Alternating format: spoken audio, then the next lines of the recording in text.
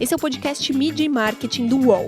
Toda semana a gente entrevista um executivo da área sobre carreira, propaganda e negócios.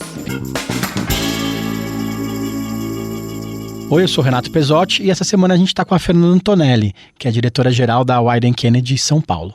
Tudo bem, Fernanda? Eu queria que você falasse um pouco da sua carreira para a gente começar esse papo. Olá, tudo bem, gente? Eu tenho aí um bom tempo de estrada.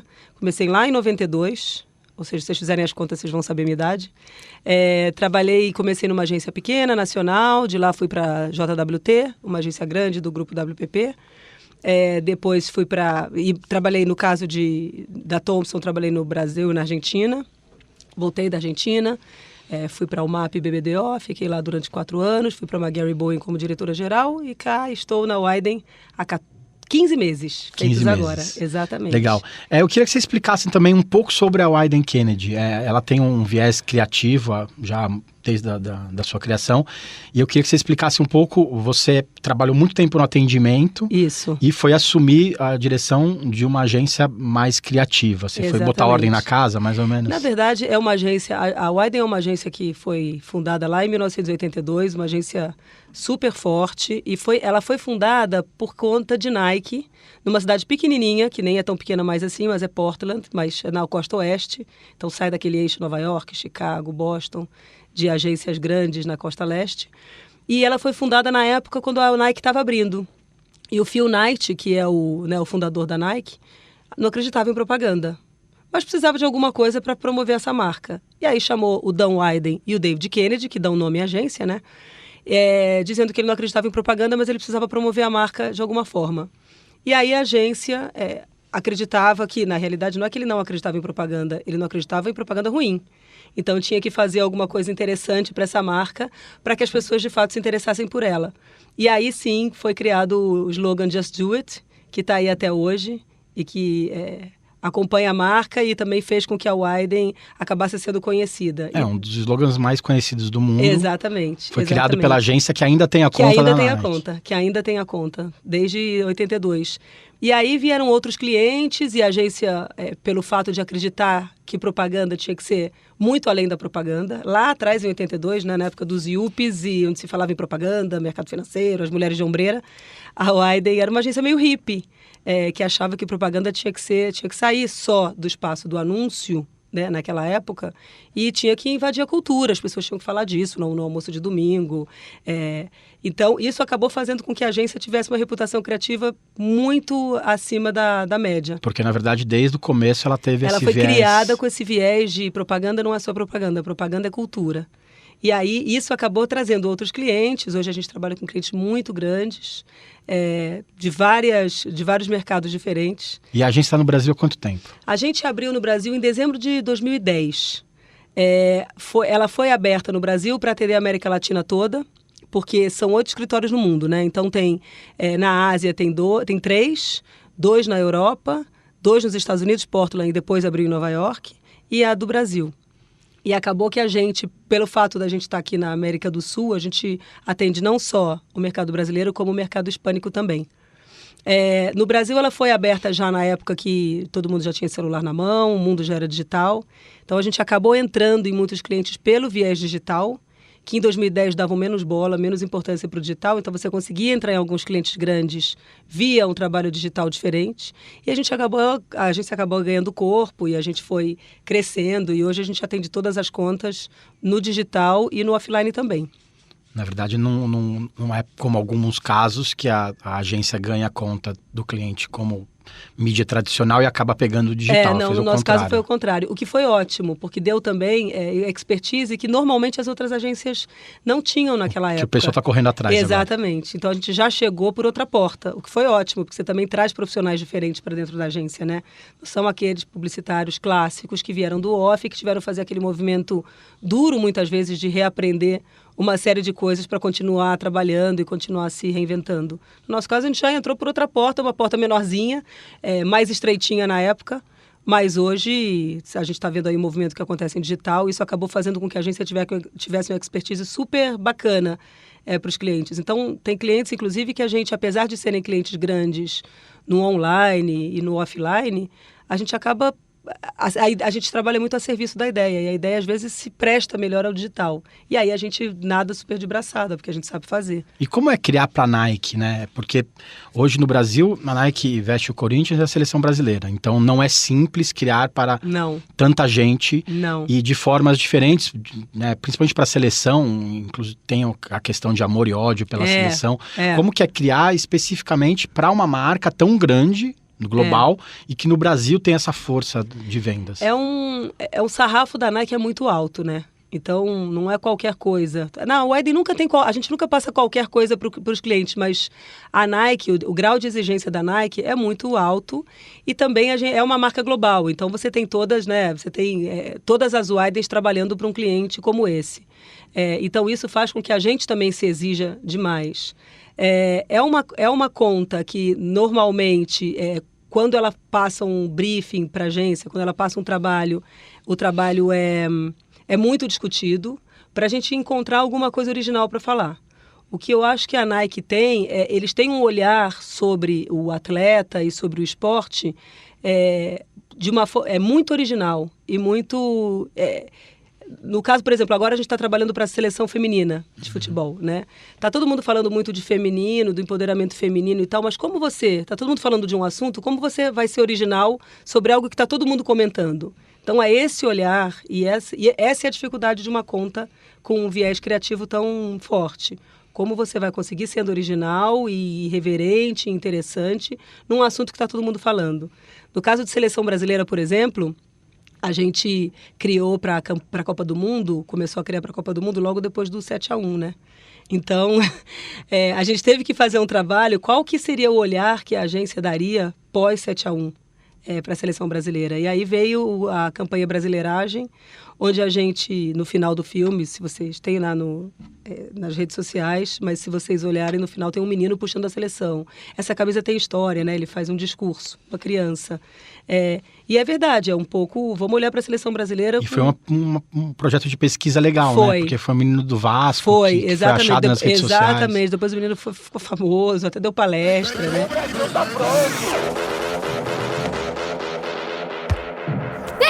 Chutei! Agora vem te mostrar quem estão treinando! Olha a oportunidade que vocês têm! Onde vocês estão! É pra chegar lá e passar por cima! E é pra dar a vida, parceiro! É pra dar a vida! Isso aqui é o Brasil, pô! É sem medo! Essa camisa aqui tem história! O mais interessante de trabalhar numa agência como o Widen é que cada passo da comunicação, ele é pensado de uma maneira muito própria, sabe? Então, depois que você tem a ideia, as pessoas normalmente falam, agora é produzir. Não, a produção, ela é tão importante quanto a ideia. A execução, em que canais você vai colocar aquele comercial ou aquela peça, também é importante. Então, é de ponta a ponta que precisa ter esse cuidado, sabe? E isso, obviamente, você precisa suar bastante. Mídia e marketing volta já. Os podcasts do UOL estão disponíveis em todas as plataformas. Você pode ver a lista desses programas em uol.com.br/podcasts. Recebe salário, faz transferência, pagamento, recarga de celular e até empréstimo, tudo sem taxa.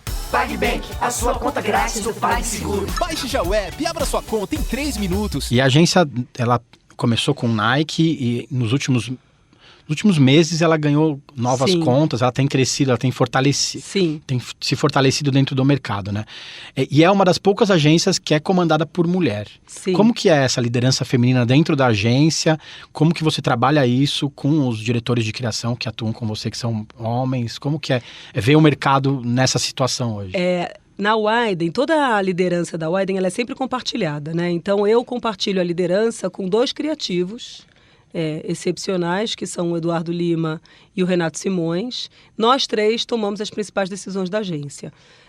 Agora, logicamente, o fato de você ser mulher no meio de muito, né, uma decisão masculina, a gente, por sorte, eu também tenho parceiros muito legais que a gente troca e se respeita, independente, né, se é homem ou se é mulher.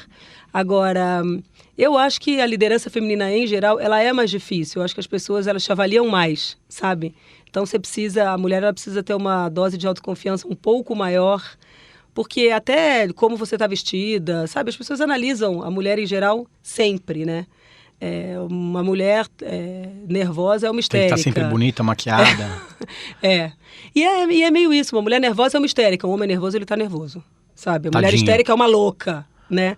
Então, no caso da mulher, o botão é sempre girado pro exagero, né? As pessoas avaliam as mulheres de uma maneira mais dura, eu acho. Mas você tem que ter autoconfiança e tem que continuar trabalhando, porque se você for pensar nisso, você não faz mais nada, né?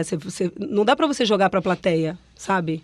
Você tem que jogar para o trabalho e nunca para a plateia, porque senão realmente você não faz nada. E assim, dentro da agência também tem uma área criativa muito relevante e agora, como você comentou, criando para a seleção brasileira feminina. Como vocês têm feito isso dentro da área de criação, que não é normal não ter muitas mulheres? Não é normal, é comum não ter muitas mulheres. Como que é colocar mais mulheres dentro da criação da agência? A gente tem, isso é uma coisa da Widen em todos os mercados, né? A gente tem uma preocupação de diversidade em geral, né? Então, por exemplo, a gente tem um programa que é um programa de inclusão, que a gente traz jovens do Brasil inteiro de realidades diferentes para trabalharem 1 ano na agência. Então, a gente já passou pelo fato... Tem mais mulher ou tem mais homem? Tem muitas mulheres na criação. Inclusive, o trabalho de Nike para a seleção feminina foi liderado por uma diretora criativa mulher, que é a Mariana Borga, junto com o Pido, que é o dupla dela, mas ela encabeçou isso junto com ele. Várias criativas mulheres trabalharam. No nosso caso, por sorte, e também um pouco por visão da própria agência, a gente realmente tem essa preocupação em ter mulheres na criação, mas ter pessoas também que vieram de outras realidades. Esse filme da Nike, por exemplo, também foi filmado por mulheres. Não é para fazer o lado, né, Clube da Luluzinha, mas eu acho que é importante você ter também olhares diferentes para uma questão que é tão particular, né, que é o futebol feminino, né? Quando a gente estava pensando na campanha, a gente conversou com algumas atletas do futebol feminino, né? Para ver se a gente tinha alguma coisa interessante para como elas se sentiam e tal. Tudo isso foi durante o processo de trabalho. E a Andressa Alves, que é uma atleta da Nike, ela falou, olha, eu não ganhava bola. Eu adorava futebol, mas eu não ganhava bola, eu só ganhava boneca. Então, eu gostava das bonecas que tinham uma cabeça grande e redonda, porque aí eu podia tirar a cabeça e jogar bola. E a gente achou essa história arrepiante, porque realmente, né, uma menina, ela ganhava o brinquedo errado, ela sempre ganhou o brinquedo errado. E as meninas na sociedade sempre ganham bonecas. Elas nunca nenhum pai perguntou, você quer uma bola? E essa a gente achou uma história interessante de contar. Então, a Nike aprovou o roteiro e a gente filmou com ela e ela conta essa história. Então, se vocês olharem, se vocês forem lá no site da Nike, vocês vão ver o filme. Mas, basicamente, o tipo de boneca que ela gostava era a boneca que tinha uma cabeça redonda, grande e que ela pudesse jogar. Chutar. Exatamente. E aí, a gente fez uma homenagem a essas meninas e criou uma bola que é uma cabeça de boneca. Uma bola mesmo, uma bolinha pequenininha para se jogar. E aí a gente deu para vários influenciadores, homens e mulheres, justamente para eles conhecerem a boneca bola da Nike. Eu nunca pedi uma boneca. Mas já perdi as contas de quantas já ganhei. Eu não gostava daquelas com muito cabelo, nem das de pano, nem das pequenininhas. Se era pra ganhar boneca, que pelo menos fosse das grandes, bem redondas e resistentes. E carecas. Nada contra as bonecas. Era só que eu preferia a bola. A gente estava comentando que também na questão de mais mulheres na liderança, talvez tenha acontecido esse gap, porque o horário das mulheres alguém pode considerar diferente por ter filho, por não ter filho. Eu queria que você falasse um pouco sobre isso. Isso sabe, quando a gente começa na carreira, todo mundo começa querendo ser criativo, né? Eu também comecei querendo ser criativa. Porque a área, né, todo mundo acha, a área é mais legal, né? Você tá lá pensando ideias, né? E aí, durante o processo, e quando você entra numa agência, e entram meninos e meninas mais ou menos de uma maneira igual, em número igual, as meninas elas vão saindo do mercado. Ou elas vão indo para áreas que não necessariamente têm uma exigência de se trabalhar de noite, de madrugada ou final de semana. E as mulheres vão saindo porque o mundo ainda cobra muito das mulheres, né? As famílias cobram que a mãe esteja em casa o tempo inteiro. Os maridos, muitas vezes, eles chegam em casa às 6, mas a mulher não pode chegar em casa às 9 e ele ficar com as crianças das 6 às 9, né? Então as mulheres elas vão saindo do mercado por causa disso. O que é uma pena, porque a gente vai perdendo muita gente talentosa simplesmente porque o mercado não consegue se organizar a ponto de que tenham mulheres que consigam trabalhar num horário normal. Né? Quando você tem uma campanha para apresentar e você não chegou lá, e não chegou lá, e não chegou lá, normalmente vai ficando até chegar. E isso normalmente é nos 44 segundos do tempo. Às vezes, uma ideia você não tem hora para chegar. Né? Uma ideia ela vai sendo trabalhada e ela chega normalmente na hora que ela chega. E muitas vezes é de noite, enquanto você está trabalhando. E nessa situação, você foi morar na Argentina, né? Fui. Como que você levou a família? Levei. Na verdade, eu tive também muita sorte, porque o meu marido ele tem uma profissão que ele conseguiu me acompanhar, né? Talvez se ele fosse, não sei, dentista, talvez ele não conseguisse abrir um escritório em Buenos Aires, um consultório em Buenos Aires. Mas no caso, ele conseguiu me acompanhar. Eu fui com um bebê, um menino de 1 ano e meio, meu filho e o meu marido. Meu filho chama Diego. Não é porque eu fui morar na Argentina, mas foi uma coincidência. Eu escutei a brincadeira do Maradona durante 3 anos. Eu fiquei escutando por causa do Maradona. Mas, basicamente, eu consegui trabalhar lá porque eu tive um marido que foi super companheiro. Quantas mulheres não têm essa sorte?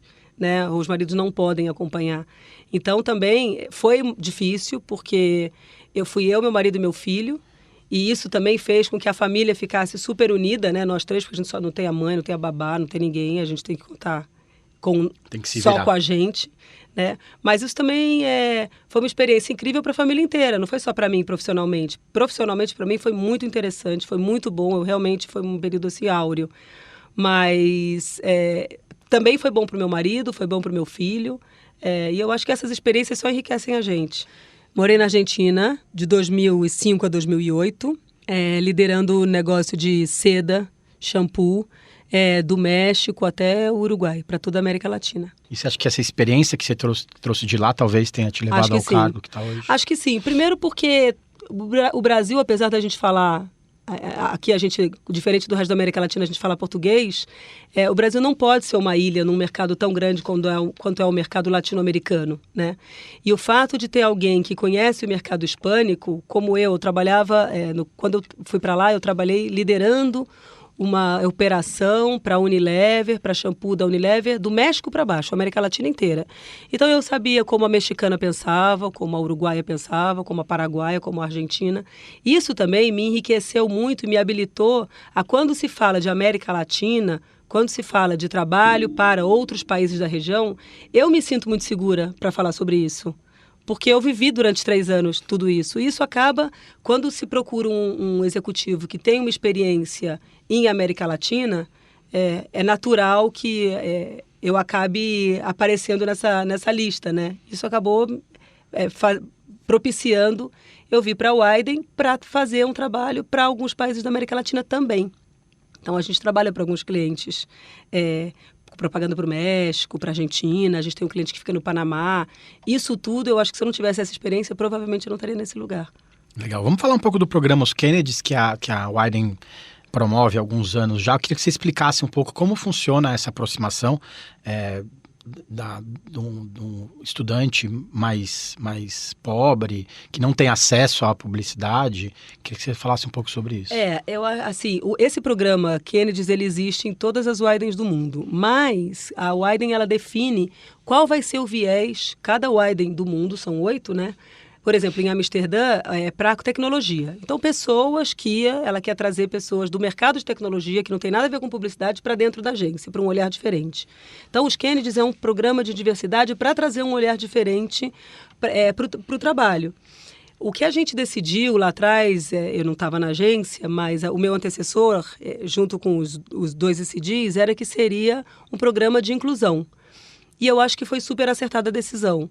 Porque de fato, um programa... A gente tem um Brasil tão grande, com realidades tão diferentes, e a gente fica pensando nos publicitários na bolha da Vila Madalena ou da Berrini, fazendo um trabalho para marcas que vão ser consumidas por milhares de pessoas e no Brasil inteiro. Então, esse olhar é um olhar super bacana para o trabalho. Como ele funciona, né, do ponto de vista prático? A gente lança esse desafio na plataforma, dizendo, olha, o Programa Kennedy, se inscrevam. No começo do ano, né? Logo no começo do ano. A gente faz uma série de perguntas que parecem perguntas estranhas, né? Justamente para a gente entender, conta uma história envolvendo cachorro-quente, uma capivara e eu não me lembro direito qual era a pergunta, mas eram coisas assim que são totalmente desconexas e as pessoas escrevem uma história sobre isso, por exemplo, né? Então, o programa ele tem várias perguntas interessantes que você vai testando a criatividade e a maneira como as pessoas enxergam as coisas, né? Aí a gente vai fazendo uma seleção. Normalmente, para entrar nesse programa, muita gente de ONG é recomendada para a gente, e aí as pessoas elas se inscrevem via recomendação das ONGs. Esse ano a gente fez para o Brasil inteiro, então a gente teve 400 inscritos para 6 vagas. E as pessoas que vieram, dá muita pena as que você deixa para trás, porque é tanta gente talentosa que vem, a gente queria absorver todo mundo, sabe? E aí as pessoas, esses profissionais, esses jovens profissionais, eles entram na agência no dia 1º de abril, que é o lançamento, que é a abertura, a fundação da Winden no mundo inteiro. Tem uma festa onde a gente apresenta esses Kennedys e eles saem no final do ano, geralmente 20, 21 de dezembro, quando termina.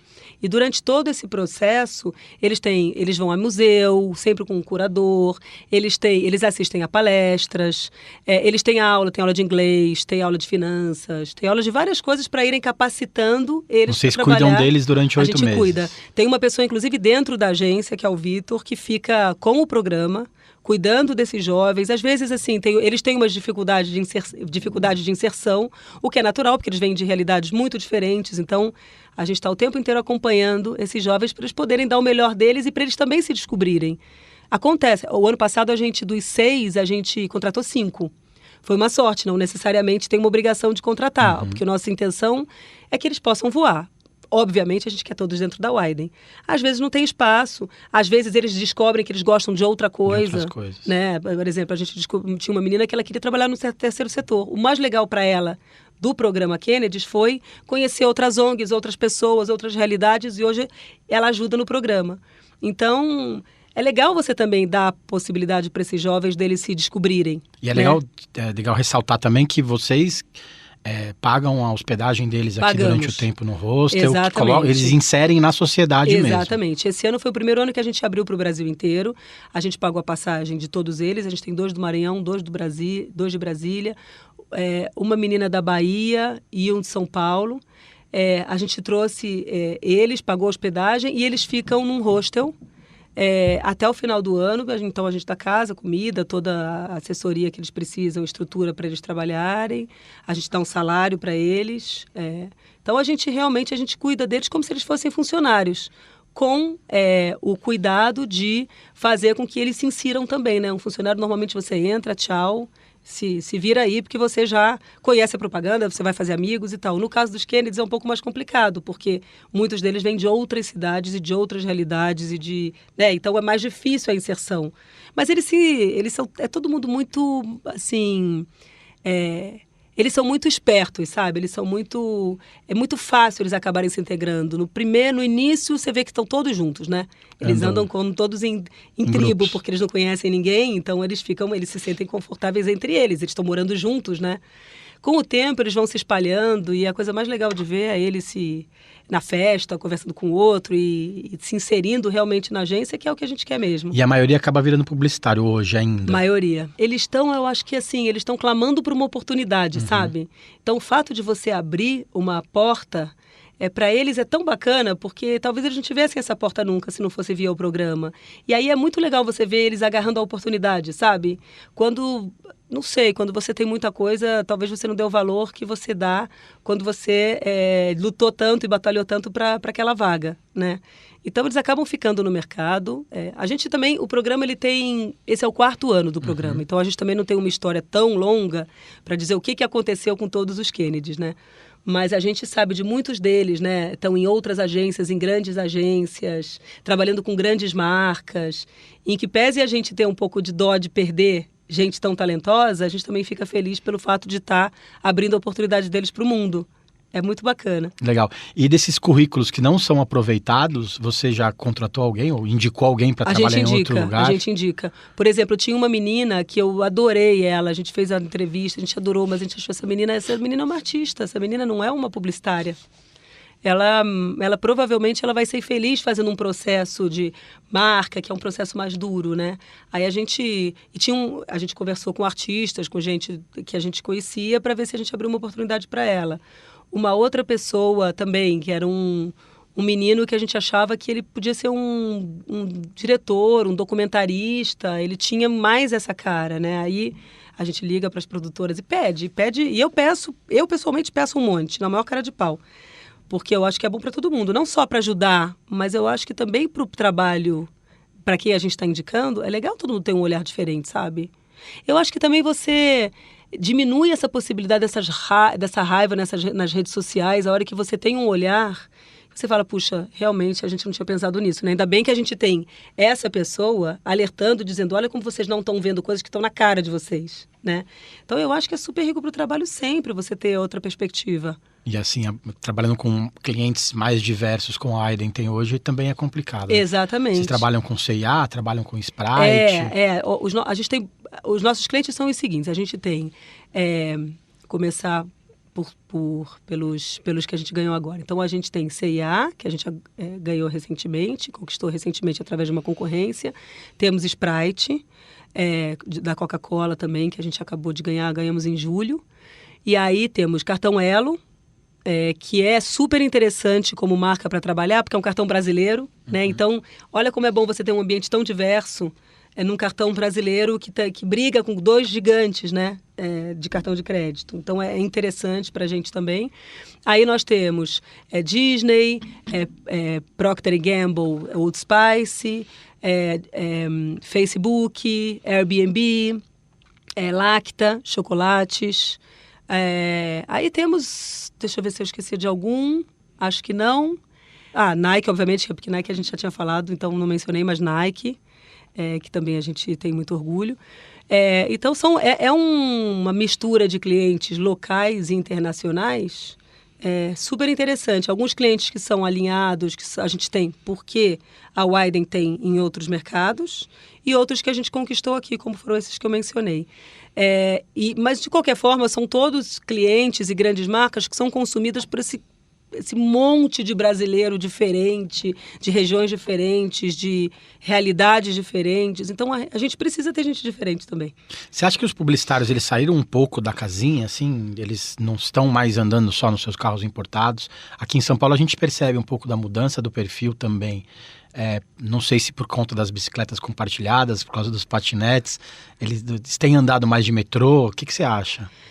Você não mora aqui, você não é de São Paulo, né? Não, eu sou do Rio, por esse sotaque aí que vocês devem ter percebido, mas eu estou em São Paulo há muitos anos, então eu nem me considero mais carioca, infelizmente.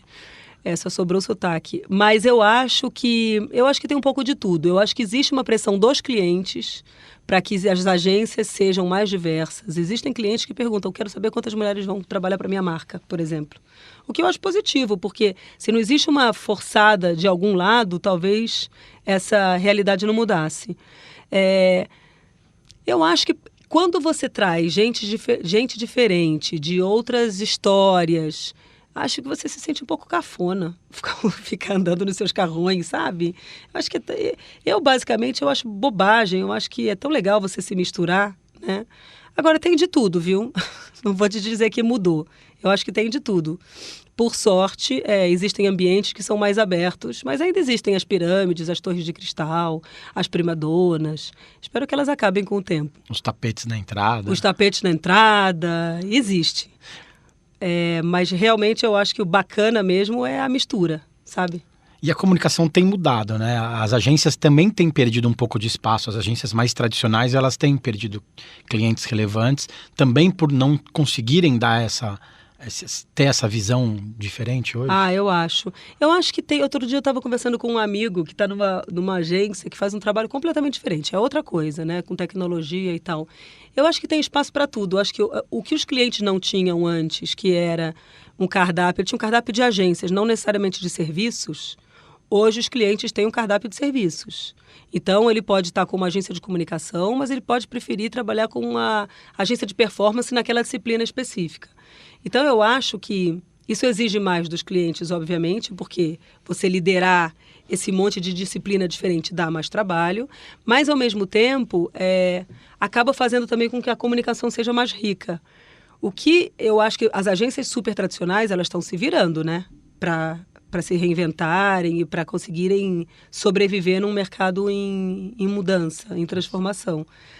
Mas eu acho que as que conseguem, as que realmente se reinventam de verdade, não é só, né, trago 3 digitais e ponho uma mulher na liderança e resolvo meu problema, eu acho que é muito fácil as pessoas perceberem que é só um jeito, sabe?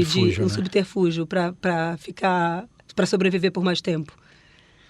Legal. Eu queria que você comentasse agora, se você me contasse 2 cases que você tem admiração. Um que você participou especificamente, pode ser uma campanha, pode ser um case criativo, e um case que você gostaria de ter feito. Eu trabalhei num case, quando eu morava em Buenos Aires, que era para o Shampoo Seda, que era eles mudaram a fórmula, e é um case super atual. Olha, esse case é de 2005, foi quando eu cheguei em Buenos Aires. Mas basicamente contavam várias histórias de mulheres super interessantes, falando um pouco sobre, por exemplo, tinha um filme falando um pouco sobre realidades diferentes das mulheres. Então tinha um filme que falava, hoje em dia eu nem sei se poderia, né? Mas enfim, o conceito era deixa a vida te despentear. Então era numa época em que as mulheres estavam todas penteando o cabelo, histéricas com a sua aparência, como as mulheres em geral são, né? Naquela época, em 2005, a gente dizia, o melhor é você deixar o teu cabelo no vento, é você viver a sua vida e deixar que a vida te despenteie. Então, tinham várias situações, eram vários filmes com diferentes situações de mulheres que se despenteiam. Por exemplo, uma mulher que conhece um homem e fica com esse cara e ele descabela e eles acabam se envolvendo numa noite quando eles se conhecem. E aí a história terminava, ela pergunta, como é seu nome? E aí era, deixa a vida te despentear, o amor despenteia. Tinha uma outra que uma menina de 11 anos, uma outra história, uma menina de 11 anos falava para a mãe, eu quero... A mãe perguntava no trânsito, minha filha, o que você quer no aniversário? E ela dizia, eu quero peitos. Todas as minhas amigas têm peitos, eu não tenho. E aí ela dizia, minha filha, as coisas, né, tudo chega, fica tranquila e tal. E era uma conversa entre mãe e filha. Não falava de shampoo, não falava de cabelo, não falava de nada disso. Mas falavam de situação. E aí a mulher, obviamente, se mexia no cabelo, né, a mãe. Ai, meu Deus, o que eu faço com essa menina? O cabelo lindo, maravilhoso e tal. E aí eram situações de mulheres que faziam com que elas não pensassem no cabelo, porque a vida era muito mais do que como o teu cabelo estava penteado ou não. Tinham várias histórias. É coisa muito mais importante. Exatamente. Tinha um outro filme que era a mãe pergunta, a mãe vai numa reunião de escola e a diretora pergunta, qual é o nome da sua filha? Vai matricular uma criança na escola, qual é o nome da sua filha? Sofia Correia. Qual é o nome do pai? Qual é o nome da mãe? Maria Correia. Ela. Qual é o nome do pai? Maria Correia. Então ela era mãe e pai da criança. Lá atrás nem se falava desse assunto. Então eu acho que foi uma época, não se falava de empoderamento feminino. Então acho que foi uma campanha muito atual, muito à frente, nem atual, à frente do tempo, para falar de questões muito maiores do que o produto, o cabelo, a beleza. Hoje as marcas estão fazendo isso, a Avon faz isso, outras marcas falam sobre isso, mas na época ninguém falava. Ninguém falava. E um cliente como a Unilever falar disso... 15 anos atrás. 15 anos atrás, eu acho forte. Eu tenho orgulho de ter trabalhado nesse projeto. Legal. E um case que você gostaria de ter feito, ter participado da criação, da ideia? Eu acho que esse que a gente acabou de ganhar, inclusive, a gente não participou, foi a Wieden, da Wieden de Portland, mas esse case do Kaepernick e toda a reverberação que teve, o Trump tweetando e tal, eu adoraria ter trabalhado, porque... Conta um pouco mais pra gente. Esse atleta, ele é um atleta negro, e que toda a execução, por conta de todo o problema de racismo nos Estados Unidos, ele resolveu em protesto, ele é um atleta e resolveu em protesto, toda vez que se erguia a bandeira dos Estados Unidos e se tocava o hino na abertura dos jogos, ele ajoelhava. E ele foi expulso do time por conta disso. Acharam que ele não era patriota. E aí esse atleta excelente ficou sem emprego. E aí a Nike resolveu fazer um filme com ele, dizendo, acredite em alguma coisa, mesmo que você tenha que sacrificar. Mesmo que você tenha que sacrificar alguma coisa. E aí o Trump, quando viu isso, achou um absurdo, como assim, um atleta, a Nike, patrocinando um atleta, dando tanta voz a um atleta que tinha ajoelhado quando o hino nacional estava sendo tocado. E aí ele tweetou. Bom, aí o Trump twitta, aí já virou o maior PR que poderia ter, né? E aí muitas pessoas começaram a queimar a Nike. Por conta disso, né? Os vídeos com consumidores queimando tênis. Queimando tênis. E aí a Nike fez um post que eu achei ótimo, que é como queimar o seu Nike de uma maneira segura.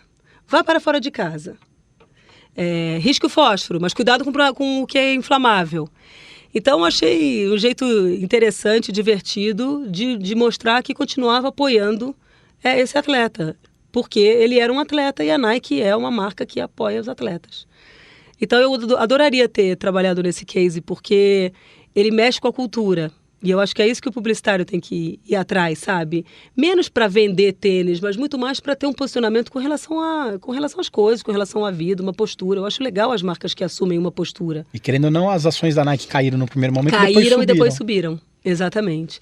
Porque eu acho que não passa a ser um problema de vender tênis ou não vender tênis. Passa a ser um posicionamento diante de várias coisas erradas que estão acontecendo, né? De fato, existe um racismo forte.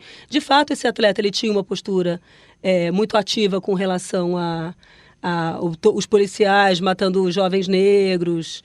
Então, eu achei corajoso por parte da agência, corajosíssimo por parte do cliente de aprovar. E eu morro de inveja de não ter trabalhado nele.